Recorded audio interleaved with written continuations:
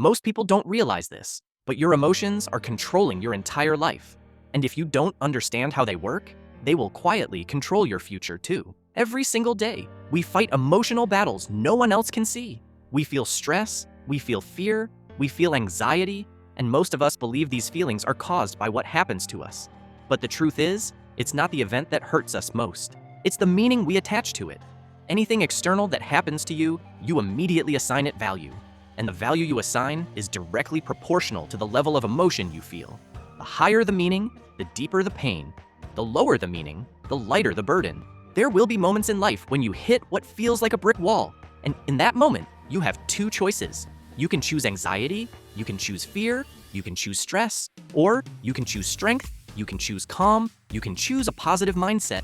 But here's the reality. Your choice won't make the wall disappear. So why suffer twice? Neuroscientists have discovered something powerful.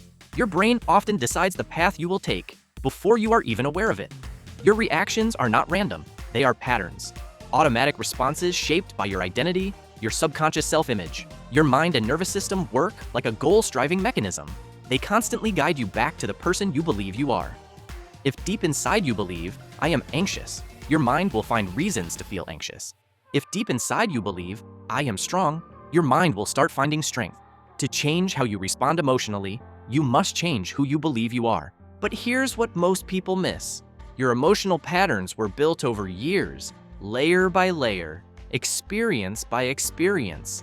They didn't form overnight, and they won't change overnight either.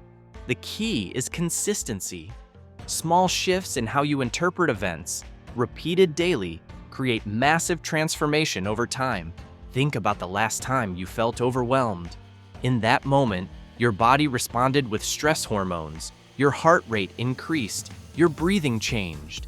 This is done automatically by our internal identity, our subconscious mind. This is well explained by the concept of psychocybernetics by Maxwell Maltz, where the human brain and the nervous system act as a goal-striving, self-correcting servo mechanism that is governed by our subconscious mind. For us to change how we respond emotionally, subconsciously, we need to change our inner identity. You can't control everything that happens in life, but you can train your response. You can retrain your emotional patterns. You can take back control from automatic reactions and step into conscious choice. This is where real freedom begins.